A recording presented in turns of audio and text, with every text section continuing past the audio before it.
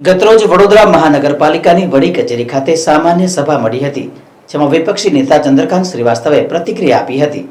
પહેલી વાત તો વડોદરા શહેરની યોજના રજૂ કરવાની, વડોદરા શહેરના નગરજનો જે ટેક્સ ભરે છે એ ટેક્સનું વળતર લોકો સુધી પહોંચે એ અમારી પ્રાથમિકતા હોય છે. અને એટલા જ માટે સભા જે 3 વખત બેસી હતી એની જગ્યા પર મહિનામાં એક સભા કરી. બીજી અમે 4 તારીખે આ દરખાસ્ત કરાવી. જે દરખાસ્તમાં એવું લખેલું છે કે સ્ટેન્ડિંગ કમિટીમાં નિયમ વિરુદ્ધના કામ થાય છે. જે ટેન્ડર નીકળ્યા પછી એક કોન્ટ્રાક્ટરને સમય લંબાવી દેવામાં આવે, એના પૈસા વધારી દેવામાં આવે તો કાયદામાં એ જોગવાઈ નથી. જો ટેન્ડર પૂરું થઈ ગયું હોય તો એને તાત્કાલિક બીજો ટેન્ડર કાઢવું જોઈએ. ગરીબોની ઝૂંપડપટ્ટી 3 વર્ષમાં એમના મકાનો આપવાના હતા અને 2,000 રૂપિયા આપવાના હતા ભાડાના. આજે 10 વર્ષ થઈ ગયા, 70 માણસ મરી ગયા સંજયનગરમાં, અને આ બીજે મધુનગરમાં આવ્યું હતું, પણ હજુ સુધી મકાન નથી બન્યા. 10 કરોડ રૂપિયા એ ગરીબોના બાકી છે, તોય છતાં ઊંઘ નથી ઉઠતી. ખરેખર કમિશનરશ્રી અને સત્તા પર બેઠેલા લોકોએ જો ગરીબોની વેદના સમજતા હોય તો તાત્કાલિક બ્લેકલિસ્ટ કરી એના ખર્ચને જોખમે કામ ચાલુ કરવું જોઈએ. એની જગ્યા પર સભામાં એનો બચાવ થાય છે. ગરીબોને છેતરનારનો બચાવ કરવામાં આવે છે સભામાં, અને પાછા અમને કહે છે કે સભા નહીં ચાલવા દે.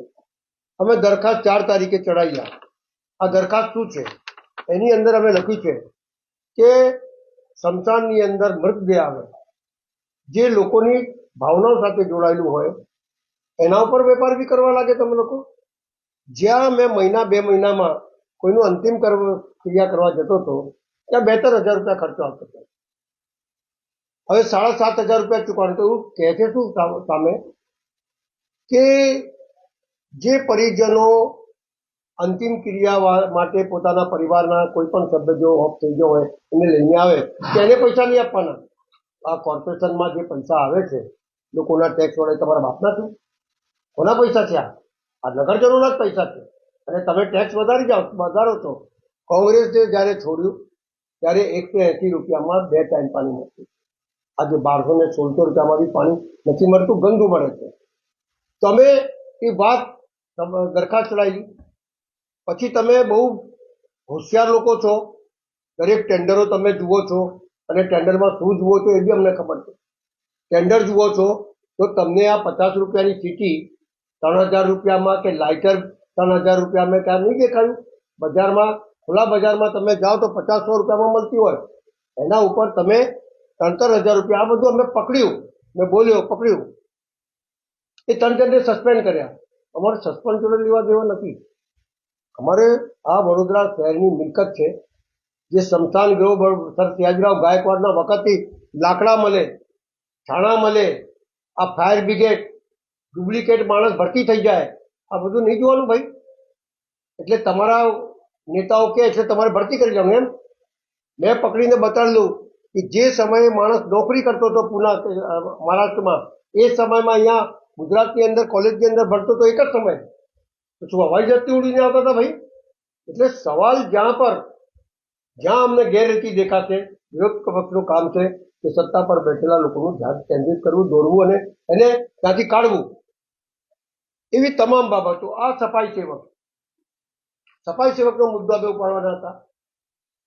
ભાઈ 10 વર્ષથી નોકરી કરતો હોય તો એને પરમેનન્ટ કરાય કે ના કરાય? એ લોકો એમને નોકરી પર નહીં લેવાનું, એમને નોકરી નહીં આપવાની, પણ તમારા માણસિયાઓને 5-5 હોદ્દાઓ આપી દેવાના. એટલે ગરીબ માણસ, સફાઈ સેવક, જે આ શહેરની સફાઈ કરે છે, આ શહેર નહીં આખા દેશની સફાઈ સેવક જ કરે છે, એ સફાઈ સેવકના પ્રશ્નો પરમનન્ટ થવાના હોય, એમની માતાઓ બહેને નોકરી રાખવાના હોય, કે એમની જે કંઈ બી પરેશાની હોય. કોંગ્રેસના શાસનમાં એમના ઘરો બનતા હતા, વાસો બનતી હતી, લાઇબ્રેરી હતી, 720 દિવસમાં પરમનન્ટ કરી દેતા હતા. એઓ 10 વર્ષ સુધી પરમનન્ટ નથી કરતા. એના માટે બોલવાનું ને? એને જુદી જુદી રોગોથી પીડાય અને પાછું એને પરમનન્ટ કરવાના આવે તો એને કાઢી મૂકે કે ભાઈ તમારો શ્વાસ સારું નથી. શ્વાસ બગાડનાર કોણ છે? તમે લોકો જ ને. તો સવાલ એ છે આવા બધા ઘણા મુદ્દાઓ, આ જમીનો રિસ્ટ્રિક્શન ઝોન સરકાર જાહેર કરે છે અને સરકારે જે જમીન ખુલ્લી કરી આપતી હોય અને તમારા મળતિયાઓને એક ટીપી સ્કીમ પડે એની અંદર જુદા જુદા પ્લોટો આ શહેરના નગરજનોના હિત માટે રાખેલા હોય. એ પ્લોટો કયા? તો કોઈ જગ્યાએ દવાખાનું બનાવવાનું છે, કોઈ જગ્યાએ રમત ગમતનું બનાવવાનું છે, કોઈ જગ્યા સ્કૂલો બનાવવાની છે. આ બધા પ્લોટો જે આપેલા હોય એને રિઝર્વેશન ચેન્જ કરાવીને આ સરકાર કેવી રિઝર્વેશન ચેન્જ કરી આપે એટલે શહેરનું નુકસાન થાય તો ભલે, પણ એમના કાર્યકર્તાનો ફાયદો થવો જોઈએ. એવી જો સરકાર હોય તો અમારે બોલવાનું નહીં. એક ઝોન ચેન્જ કરો એટલી જગા સરકારે કોર્પોરેશનને આપવું પડે. આ તો કોર્પોરેશનમાં સમગ્ર સભામાં કામ આવ્યા વગર બારોબાર પાસ કરીને લઈ આવે છે અને કરોડપતિ થઈ જાય છે. 40% જમીન કાપે, ગરીબ માણસની 40% જમીન કપાઈ જાય, પણ કોન્ટ્રાક્ટરો હોય માલિક એના 0% કાપવું.